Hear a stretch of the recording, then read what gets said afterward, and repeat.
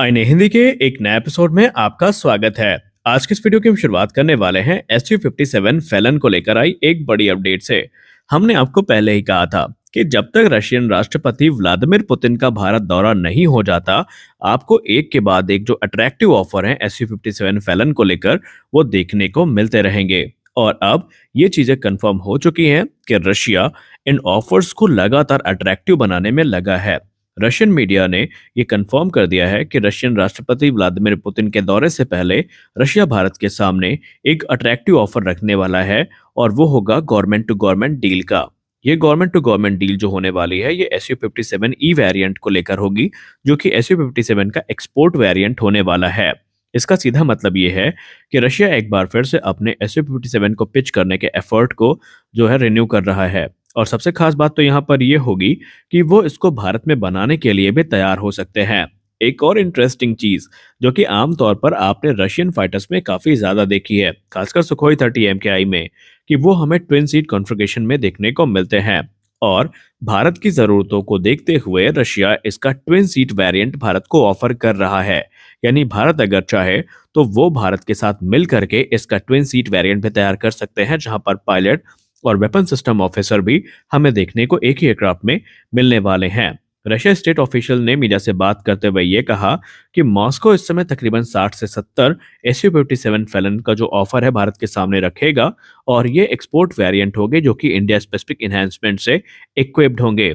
और ये प्रपोजल ऐसे समय पर आया है जब हाल ही में parliamentary standing committee on defence ने भारत की मिनिस्ट्री ऑफ डिफेंस को चेतावनी दी है कि अगर आपके जो MRFA प्रोग्राम है ये आगे नहीं बढ़ पा रहे हैं और आप 114 फाइटर्स की खरीद नहीं कर पा रहे हैं, तो अब आप और समय बर्बाद ना करें, और भारतीय वायुसेना की रिक्वायरमेंट और भारतीय वायुसेना की जरूरतों को देखते हुए आप तत्काल तौर पर जो एयरक्राफ्ट की डील है इसको फाइनलाइज करें, जिसमें FGFAs होने चाहिए। यानी कि भारतीय वायुसेना को कंफर्टेबल पोजीशन में लाने के लिए अगर आपको लगता है कि आप 5th जनरेशन फाइटर एयरक्राफ्ट को खरीद सकते हैं, तो ये काम आपको तुरंत करना चाहिए और ये सुझाव कंसीडर भी करना चाहिए। SU-57E की बात करें तो ये SU-57 का एक्सपोर्ट वेरिएंट है जो कि मल्टी रोल कैपेबिलिटीज के साथ हमें देखने को मिलेगा। ये एयर सुपियोरिटी के साथ साथ जो ग्राउंड स्ट्राइक मिशंस हैं उनको एग्जीक्यूट कर सकता है। अभी तक SU-57 के इंजन को लेकर इसको क्रिटिसाइज किया जाता रहा था कि इसमें वही 4th जनरेशन इंजन इस्तेमाल किया जाता है जो कि SU-35 में होता है, लेकिन अब रशिया ने अपने हेटर्स का मुंह बंद कर दिया है, क्योंकि हाल ही में SU-57 फैलन को एक नए इंजन के साथ टेस्ट में दिखाया गया है, जहां पर ये जो फ्लैट नोजल्स हैं उनको फीचर करता है, और वो 5th जनरेशन इंजन है जो कि रशिया ने अपने फाइटर्स के लिए बनाया है। और सेम इंजन के साथ SU-57 भारत को ऑफर भी किए जा रहे हैं। यहाँ पर हमको लिथैलिटी, स्टेल्थ, सुपर मनूवरबिलिटी और एडवांस एवियोनिक्स का एक बेहतरीन कॉम्बिनेशन देखने को मिलेगा। अब अगर हम बात करें SU-57 की प्राइस की, तो रशिया ये भी कहता है कि राफेल से कम दाम में ये एयरक्राफ्ट भारत को ऑफर किए जाएंगे। जी हाँ, आपने सही सुना। रशिया ने कहा कि ये राफेल फाइटर जो भारत ने खरीदा है उससे कम दाम में ये एयरक्राफ्ट भारत को ऑफर किए जाएंगे। और भारत के लिए इससे अच्छा क्या हो सकता है कि राफेल से कम दाम में भारत को एक 5th generation fighter aircraft offer किया जाए। ये भारत के लिए एक अट्रैक्टिव ऑप्शन निसंदेह होने वाला है। ये एयरक्राफ्ट हमें बेसिकली AL-51F इंजन के साथ ऑफर होता दिखाई पड़ेगा, जिसको एक ट्रू 5th जनरेशन इंजन के तौर पर कंसीडर किया जाता है। इन इंजन्स को इस प्रकार से विकसित किया गया है कि इनका थ्रस्ट टू वेट रेशियो काफी बेहतरीन है, साथ ही साथ इनकी फ्यूल एफिशिएंसी काफी इंप्रूव्ड हुई है, और इससे जो स्टेल्थ कैपेबिलिटीज है इनमें भी कोई खास फर्क नहीं पड़ेगा। रशिया इस समय अपने SU-57 फैलन के प्रोडक्शन लाइन को लगातार बढ़ा रहा है, और उनका टारगेट ये है कि फिलहाल एनुअली वो 15 से 25 एयरक्राफ्ट प्रति वर्ष की दर तक बनाए, और आने वाले भविष्य में इनके नंबर्स को लगातार बढ़ाया जाएगा। खैर, आपको बता दें कि भारत के लिए यह प्रोग्राम नया नहीं है, क्योंकि एक समय ऐसा भी था जब इस प्रोग्राम की शुरुआत करी गई थी तो भारत वहां पर एज अ पार्टनर इस प्रोग्राम को ज्वाइन किया था। और अगर आपसी मनमुटाव ना होते और रशिया अपने जिद पर ना अड़ा रहता, तो आज शायद सिनेरियो कुछ अलग होता। आज जो हम 36 राफेल को लेकर छाती पीटते हैं, शायद आज हमारे पास SU-57 की तकरीबन 5 से 6 एक्टिव स्क्वाड्रन हो सकती थी अगर हम 2018 में इस प्रोग्राम से बाहर ना आते। लेकिन FGFA को उस समय काफी क्रिटिसिज्म का सामना करना पड़ा, भारत को काफी ज्यादा पैसे खर्च करने पड़े, और डिलेज, कॉस्ट ओवररन और फ्यूचर कंसर्न को लेकर के ये जो एयरक्राफ्ट प्रोग्राम है भारत ने इसको छोड़ दिया, क्योंकि भारत को इस चीज का डर था कि डिले काफी ज्यादा हो रही है, कॉस्ट ओवररन कई गुना ज्यादा बढ़ चुका था, और ये प्लेटफॉर्म क्या वाकई एक फिफ्थ जनरेशन प्लेटफॉर्म होगा, उस समय इस पे भी संदेह बना था। और संदेह का कारण भी था, क्योंकि अगर आप इनिशियल वेरिएंट पर नजर डालें तो आप ये भी नहीं कहेंगे कि ये एयरक्राफ्ट एक true fifth generation fighter aircraft कभी बन भी सकता था। लेकिन रशिया ने इसको लगातार इवॉल्व किया और अब इस समय ये अमेरिकी F-35 लाइटनिंग टू को टक्कर देने के लिए पूरी तरीके से तैयार भी है। लेकिन अब देखना ये है कि रशिया के इस ऑफर को भारत किस तरह से देखता है। खैर, अगर हम चाहे भारतीय वायुसेना के पूर्व अधिकारियों की बात करें, भारतीय वायुसेना के मौजूदा अधिकारियों की बात करें, वो सभी Su-57 फैलन पे एक सॉफ्ट कॉर्नर रखते हैं और उनका भी यही मानना है कि ये हमारे लिए एक फ्यूचर प्रूफ वेरिएंट होगा।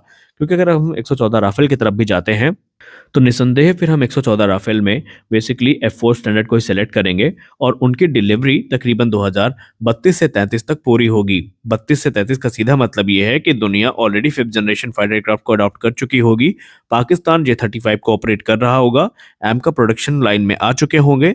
तो ऐसे में फोर्थ जनरेशन एयरक्राफ्ट भारत के लिए ज्यादा सेंस नहीं बनाते, तो भारत को क्यों ना सीधा फिफ्थ जनरेशन फाइटर एयरक्राफ्ट को ही स्विच करना चाहिए, क्योंकि ये हमारी आंतरिक जरूरतों को पूरा कर सकते हैं और एयर सुपियोरिटी को सुनिश्चित करने में एक महत्वपूर्ण भूमिका भी निभा सकते हैं। और यही तर्क इस समय भारत के तमाम सीनियर डिफेंस एनालिस्ट देते नजर आए हैं। लेकिन कुछ डिफेंस एनालिस्ट ये भी मानते हैं कि इस एयरक्राफ्ट को कंसीडर करने से पहले हमें जो दूसरे फैक्टर्स हैं वो कंसीडर करने पड़ेंगे, क्योंकि रशिया की हालत आज वो नहीं है जो पहले थी। उन्होंने ये भी कहा कि क्या रशिया भारत को सही समय पर ये एयरक्राफ्ट डिलीवर कर पाएगा या रशिया इसके लिए भारत को आश्वस्त कर सकता है, इसमें भी अभी संदेह की स्थिति बनी हुई है। क्योंकि रशिया यूक्रेन युद्ध के चलते जो सप्लाई चेन इश्यूज हैं वो बहुत ज़्यादा हैं। जो रॉ मटेरियल्स हैं रशिया को सही समय पर मिल नहीं पा रहे हैं और खुद रशियन एयरफोर्स को भी अभी तय किए गए जो 76 एयरक्राफ्ट हैं उनमें से ज़्यादा एयरक्राफ्ट नहीं मिल पाए हैं। तो भारत को ये फैक्टर भी देखना पड़ेगा कि आज रशिया की हालत वो नहीं है जो कभी हुआ करती थी रशिया यूक्रेन युद्ध से पहले। और इन सारी चीज़ों में अगर भारत कंफर्टेबल होता है तो निस्संदेह भारत को ये डील ग्रैब करनी चाहिए। खैर, आपको क्या लगता है, Su-57 फैलन हमारे लिए ज़्यादा सेंस बनाएंगे या फिर राफेल F4 स्टैंडर्ड? आप कमेंट सेक्शन में ज़रूर बताइए। सबसे बड़ी बात इस डील की ये होने वाली है कि रशिया ने कंफर्म कर दिया है कि ये एयरक्राफ्ट इंडिया स्पेसिफिक इन्हेंसमेंट्स के साथ ऑफर किए जाएंगे, जो कि F-35 में तो दूर दूर तक सवाल पैदा नहीं होता। क्योंकि हम सब जानते हैं कि अगर भारत ने F-35 की बात करी तो उसके लिए पहले हमें अमेरिका से परमिशन लेनी पड़ेगी और हमेशा अमेरिकी दबाव में हमें काम करना पड़ेगा। लेकिन ये चीज़ जो है वो हमें Su-57 फैलन के केस में शायद देखने को नहीं मिलेगी, क्योंकि हम सब रशिया के एयरक्राफ्ट को पहले से ऑपरेट करते हैं और हमने सुखोई 30 MKI में इंडियन मेड वेपन सिस्टम को ऑलरेडी इंटीग्रेट करके रखा है। तो हम आशा करते हैं कि भारतीय वायुसेना जो भी निर्णय लेगी भविष्य को देख कर लेगी और इस बार हमें लेट लतीफी देखने को नहीं मिलेगी। तो आशा करते हैं ये वीडियो आपको अच्छी लगी होगी। वीडियो अच्छी लगी तो वीडियो को लाइक करिए, नए हैं तो चैनल को सब्सक्राइब करिए। मिलते हैं अगले वीडियो में कुछ और इंटरेस्टिंग अपडेट्स के साथ। तब तक के लिए जय हिंद।